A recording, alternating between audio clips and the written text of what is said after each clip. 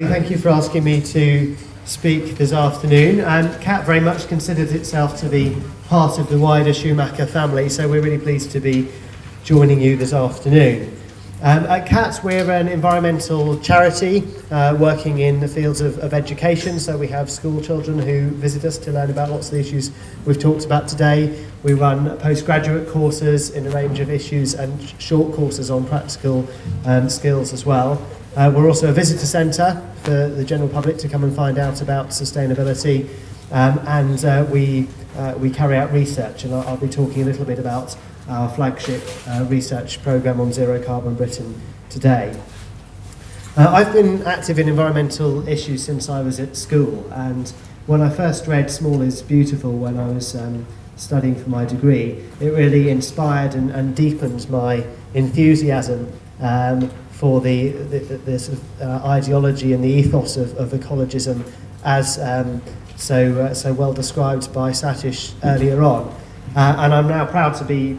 playing a key role in what CAT's doing as a leading environmental charity in moving these issues forward. What I want to do today is to briefly reflect on the journey that CAT has had over the last 40 years as being one of the pioneers of the modern environmental movement, and how our ethos throughout that time, I think, reflects a lot of Schumacher's writings, and I want to reflect on how, at a time when we need to be addressing the global challenges that we know we all face, how the ethos of localism applies to that. Now, of course, as we know, one of the key reflections of Schumacher was that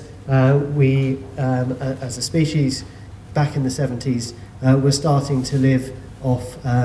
the Earth's capital, not only living off the daily supply of energy rations that people in the pre-industrial era had been used to living off, but actually in an era where post-industrialisation, people were used to abundant, cheap supplies of fossil fuels. That was having a huge effect on the way that we were living and on unsustainable consumption patterns. And CAT was formed in the early 1970s out of these sets of concerns that Schumacher and others such as Rachel Carson and the authors of Blueprint for Survival, out of the concerns that they were writing about the fact that you can't have infinite growth of material consumption on a finite planet, about the fact that in the post-industrial era our relationship with nature is being fundamentally changed, and that we're starting to live off the Earth's capital with the impacts that Schumacher rightly envisaged that would have.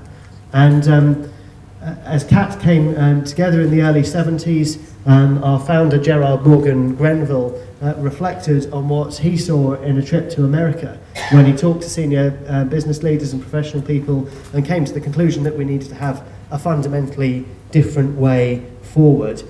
in terms of our relationship with nature and our use of natural resources. And so what Gerard Morgan Grenville and his colleagues did was they chose a site, deliberately a remote site of a former slate quarry in mid-Wales, to show that using ingenuity, using the natural power of the wind and the sun, we can create a sustainable society, a sustainable community that lives in an off-grid way. And that attracted a lot of interest at that time from all sectors of society. And of course, since the 1970s, the problems that CAT was highlighting and the solutions we were highlighting, the issues that Schumacher was writing about, they've only heightened in terms of our level of resource use and the levels of materialism in society. And what I want to reflect on is that, you know, as we could see at Schumacher's time, and I think has happened even more since then, the increasing focus on individuals as consumers, on our unsustainable growth patterns in society. This hasn't been some sort of accident that we've ended up here in the Western world. It's been a deliberate policy of governments and of industry to encourage us to increase consumption. So we've seen changes, for example, to the external landscape in which we physically live, and how that influences the level of carbon emissions and resource use in Western societies. If you take transport as an example, throughout much of the 20th century, the tram systems, for example, that many cities used as a sort of good public transport system were in many cases ripped out. The railway networks, as we know, especially localised railway networks across many parts of the UK, declined. And our very way of devising settlements, towns and cities across the country was based on the concept of individual motor cars, of people commuting long distances to work, of a separation between home and work, and of course the disintegration of community and of connectedness to people producing their own products and being part of their local economy that went alongside that. But it's not just those external landscapes that have changed. Our internal landscape has fundamentally been affected as well. If we look at how people in Western countries have come increasingly to define themselves in terms of the material goods that they own and buy, and their relationships with each other increasingly defined by the goods that they buy for each other. And I think that's reflected in the consumerism that's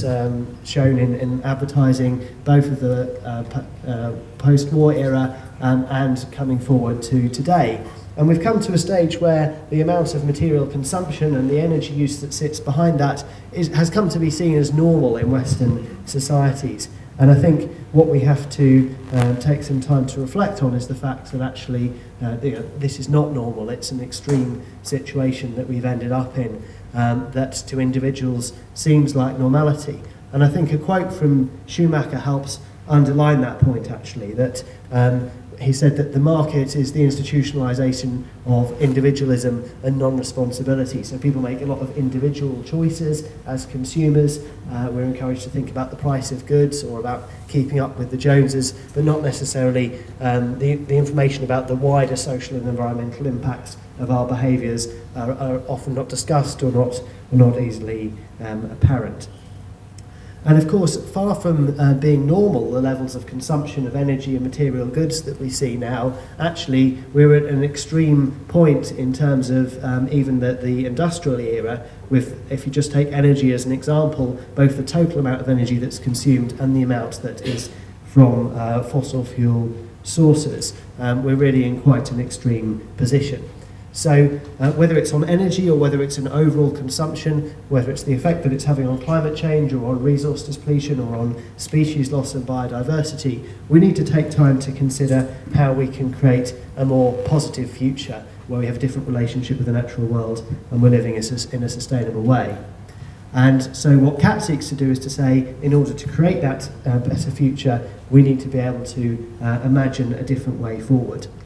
And a big part of the research that we do at CAT, our Zero Carbon Britain report, is doing just that. It's taking the fact that with climate change, we know that if we're going to avoid the worst effects of climate change, if we're going to keep global warming below the 2 degrees rise that climate science tells us we need to do in order to avoid the worst effects, then that means we need to get to a net zero internationally by 2050. And of course, the richer countries in the world who've benefited from early industrialisation need to take a lead on that. So we need to be working on a 20-year timescale for getting to net zero in countries such as the UK. Now, thankfully, international organisations like the UN are now recognising the importance of net zero as a concept and as an aim. And I think that's really important as we approach the global climate talks in Paris this December. But what we do with Zero Carbon Britain is to set out a scenario for how we can achieve that way forward. So in our scenario, and this is all using existing technologies that are already there, we first of all talk about the importance of powering down our energy use, a massive reduction of 60% in the amount of energy that we use in the UK at the moment. And you'll see from that graph that the 2 key areas that we say in our scenario we need to drastically reduce are, first of all, buildings in relation to how we insulate our homes and the policy measures that are needed to achieve that. And also in relation to transport, where both in terms of the public transport systems that are lacking, but also going back to the localism agenda, if we're localising our economies more, we'll be massively reducing transport use. And those are 2 key components of powering down. But as well as powering down, we also need to power up. We also need to make sure that the energy that we do still need in society is from clean, renewable sources. And what CAT's research for Zero Carbon Britain has shown, based on 10 years of studying real-world hourly data, is that with the range of technologies that we already have on the renewable front, we can get to a situation where the rest of our energy needs, having powered down, can be met in this way. So primarily from wind, onshore and offshore, but also important contributions from wave and tidal power, and also other technologies such as hydro, solar, photovoltaics and geothermal. Another element of this research is energy storage, because of course the rate at which you produce energy is not always matched to the times in which it's used. So energy storage is an important part of that, and that technology is rapidly developing. But there's also an important land use element to that work. And what we argue at CAT is that in order to get to a net zero position, we need to have a fundamental rethink of how we use our land in Western countries, such as the UK. In particular, we need to have less intensive forms of agriculture. An example of that being that with the level of meat and dairy consumption that we have in countries such as the UK, we're not going to feed the world in that way. We're not going to be able to reforest in the way that we need to. So a shift in land use to more reforesting, reinstallation of peat bogs in ways that enable us to sequester carbon from the atmosphere is a really important part of that. And what those things add up to is that with energy use having come right down, with the vast majority of the what's left having gone over to renewable sources, that we can get to net zero with the residual emissions being covered through the carbon sequestration that I talked about.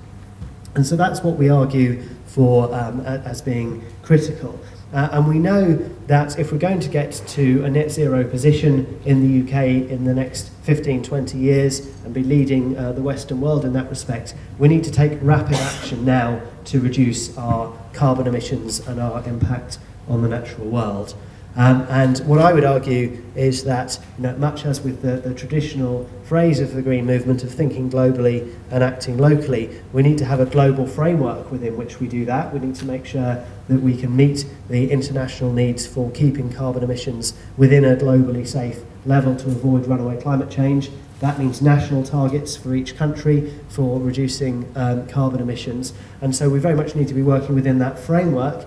I would also say that we do, as part of that, need to have large-scale renewables as part of the answer. At CAT, we're not just looking at those who can live off-grid in the way that we were 40 years ago, but we're also looking at how do we power the grid in a way that is from renewable sources and supplying a clean, secure energy supply for the future. So I'd say large-scale renewables, given the time that we have, the short time we have to address these problems, is part of the answer, but it's not the only part. The crucial work that's done at grassroots level, whether it's by transition groups, whether it's by community-owned renewable initiatives, that's a really important part of how we transition to a different type of economy, both from the point of view of local ownership and from the point of view of clean supplies. But I think realistically it's going to need to be a mixture of those things, of energy reduction, of large-scale renewables, of really important community initiatives that enable us to achieve that.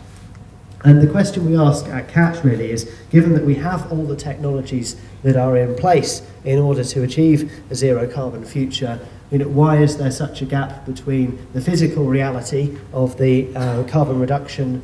challenge that we have, of the challenge to reduce our impact on the natural world, and the political reality of the targets that are being set? Even the targets will not enable us to reach the level of reductions that we need. And of course,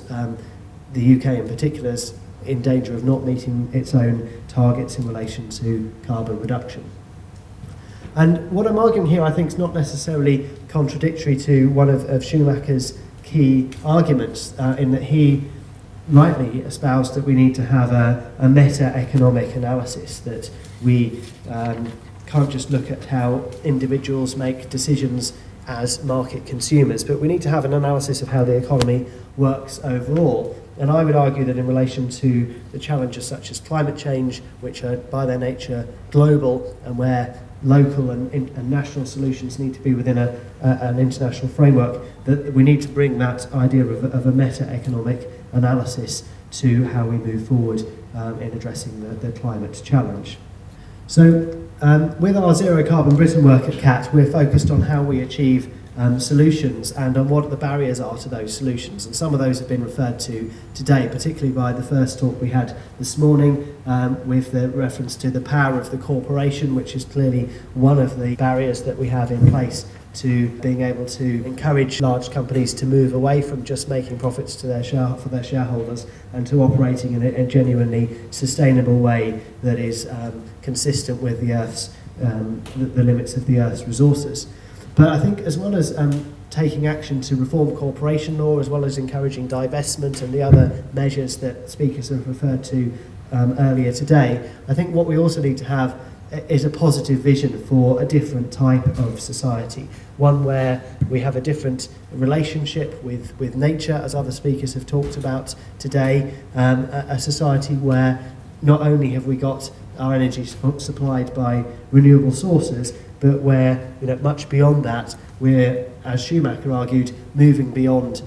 just measuring the success of the society through GNP, because the reality is that the levels of consumption that we have in the Western world are not sustainable, and that with the debates we heard about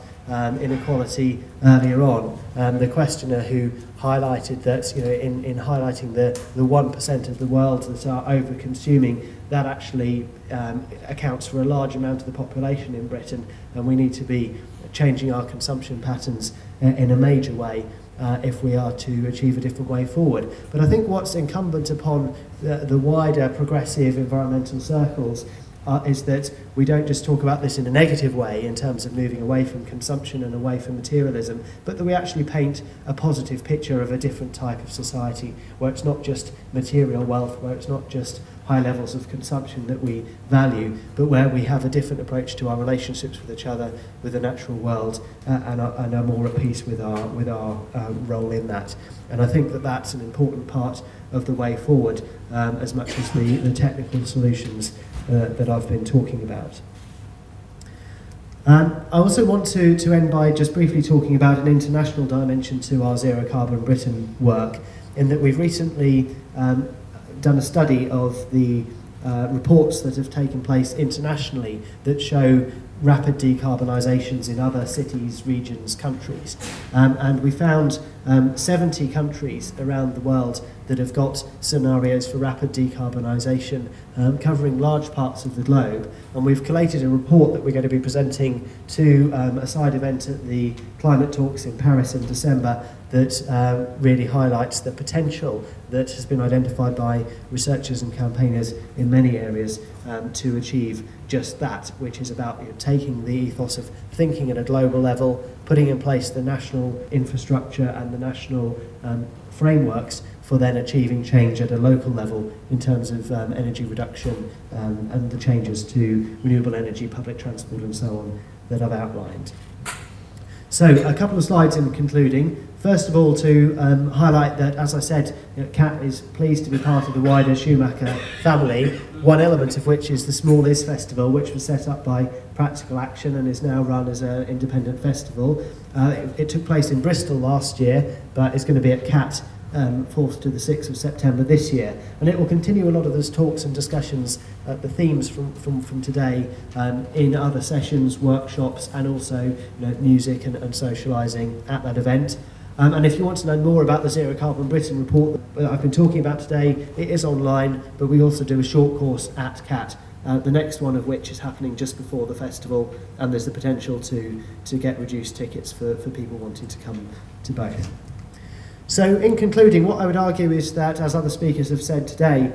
Schumacher's analysis was far-sighted, that the analysis of the problems that he outlined could, as Jonathan said, have been written very recently. I'd also argue that we do need to have a meta-economic analysis of the problems as they apply now, and that for issues such as climate change in particular, that means having global and national frameworks that we act within, albeit with pressing for solutions at a local level, with some larger scale renewables being part of the answer. But what I'd also argue is that, as well as looking at those technical answers, in terms of reducing our impact on the natural world, reducing consumption, we need to move towards a society that doesn't just value materialism, but that genuinely focuses on the issues of well-being that have been a key focus of our discussions today. Thank you.